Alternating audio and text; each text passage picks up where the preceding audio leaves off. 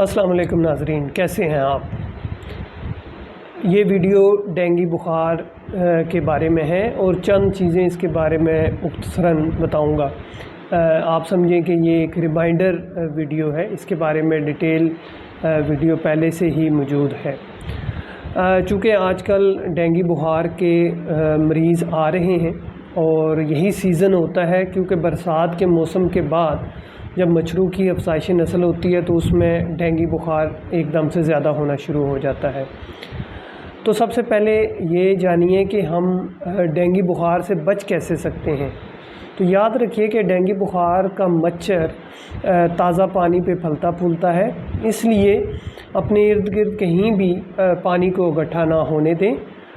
Especially بارش کے بعد کہیں جگہوں پہ پیچز میں پانی اکٹھا ہو جاتا ہے، گملوں میں اکٹھا ہو جاتا ہے، یا بعض اوقات ہم گھروں میں پرندوں کے لیے کوئی برتن رکھتے ہیں پانی کے لیے، تو اس میں نہ جمع ہونے دیں۔ تو کچھ چیزیں ایسی ہیں جہاں پہ پانی جمع کرنا ضروری ہوتا ہے، تو آپ اس کو روز چینج کریں۔ جیسے کہ کچھ گملے ہیں جس میں پانی پہ پودے ہوتے ہیں، یا تو اس میں آپ ڈیلی روزانہ کی بنیاد پہ پانی کو تبدیل کرتے رہیں۔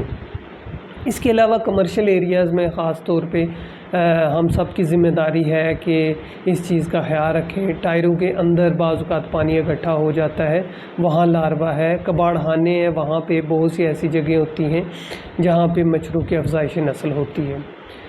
وقتاً فوقتاً حکومت کی طرف سے مچھر کو مارنے کا اسپرے کیا جاتا ہے، ان کے ساتھ تعاون کریں۔ مچھروں کو گھروں میں داخل ہونے سے روکیں، خاص طور پہ مغرب کے ٹائم، شام کے ٹائم اپنے کھڑکی دروازوں کو بند رکھیں۔ شام کے بعد ڈارک کپڑے یعنی گہرے رنگ کے کپڑے پہننے سے گریز کریں، وہاں پہ مچھروں کی اٹریکشن بہت ہوتی ہے۔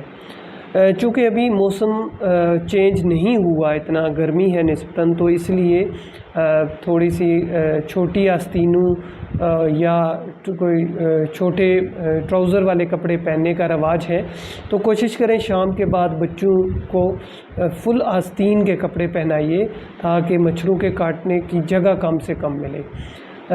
مچھروں کے ریپیلنٹ یعنی ماسکیٹو ریپیلنٹ کا استعمال بار بار کریں۔ یاد رکھیے کہ ماسکیٹو ریپیلنٹ جو ہوتا ہے وہ صرف جسم پہ کام کرے گا، کپڑوں پہ لگانے کی ضرورت نہیں ہوتی۔ شام کے وقت کوشش کریں کہ ایسی جگہوں پہ نہ جائیں جہاں مچھر زیادہ ہوں، جیسے پارک ہیں، پانی کی جگہیں ہیں ان کے کنارے پہ، تو وہاں پہ نہ جائیے۔ بخار کی علامات تو تیز بخار ہوتا ہے، ڈینگی فیور میں بہت تیز بخار آتا ہے، اور اس کو ڈینگی بخار کو بون بریکنگ فیور بھی کہتے ہیں۔ اس کی وجہ یہ ہے کہ اس میں مریض کو بخار کے ساتھ شدید جسمانی درد ہوتا ہے، خاص کر کمر کا درد، آنکھوں کے پیچھے درد اور سر کا درد ہوتا ہے۔ اور اگر اس طرح کی علامات پائی جائیں تو آپ ضرور جلدی سے جلدی ڈینگی کا ٹیسٹ کرائیں اور بلڈ سی پی کروانا چاہیے۔ اس کے علاوہ کچھ ان کامن سی نشانیاں ہیں ڈینگی بخار کی، جس میں پیٹ کا درد، ایک دو موشن بھی مریض کو ہو جاتے ہیں، سردی لگ کے بخار آتا ہے۔ تو یاد رکھیے کہ اگر آج کل کے موسم میں بخار ہو کسی کو اور جسم میں دردیں بہت زیادہ ہو رہی ہوں تو وہ ڈینگی کا ٹیسٹ ضرور کرائیں۔ مثال کے طور پہ اگر ڈینگی پازیٹیو آ جائے تو بالکل پریشانی کی بات نہیں ہے۔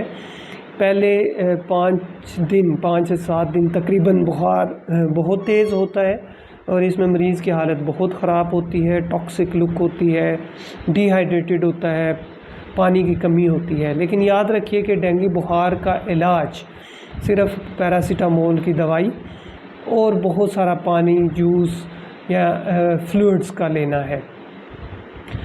اصل مسئلہ 5ویں دن سے 7ویں دن کے درمیان ہوتا ہے، یعنی بخار شروع ہونے کے 5ویں سے 7ویں دن کے درمیان میں، جس میں ڈینگی بخار کی کمپلیکیشن ہونے کا چانس ہوتا ہے۔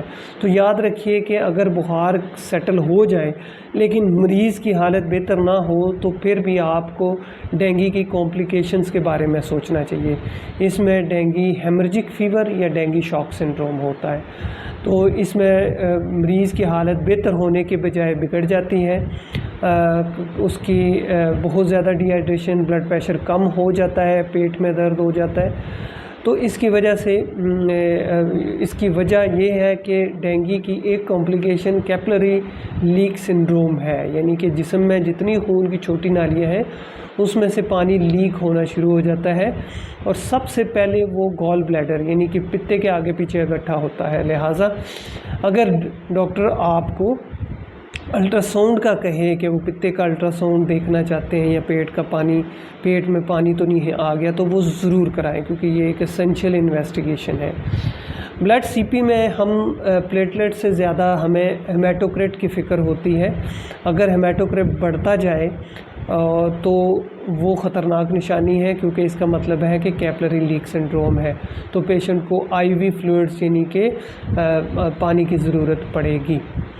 پلیٹلیٹس کے بارے میں فکر مند نہ ہوں، کیونکہ پلیٹلیٹس ڈینگی فیور میں بہت ریئر کنڈیشن میں لگائے جاتے ہیں، جہاں بہت زیادہ میسو بلیڈنگ ہو، خون بہنا شروع کر جائے، اور یا پلیٹلیٹ 10,000 سے کم ہو جائیں. تو یہ دو صورتیں ایسی ہیں جس میں ڈینگی بخار میں پلیٹلیٹس لگائے جاتے ہیں. ادروائز عام پبلک میں صرف پلیٹلیٹس کے بارے میں فکر مندی ہوتی ہے، حالانکہ پلیٹلیٹس کی وجہ سے ڈینگی کا مریض میں کمپلیکیشن ہونے کے بہت مائنیوٹ چانسز ہوتے ہیں.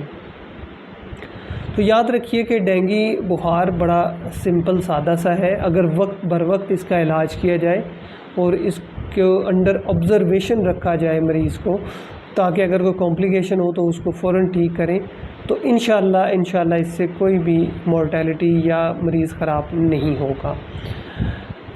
Prevention is better than cure. سب سے پہلے تو ہم خیال رکھیں کہ ڈینگی ہو ہی نہ، اگر ہو جائے تو پریشان نہ ہو، according to the rules principle اس کا علاج کیا جائے.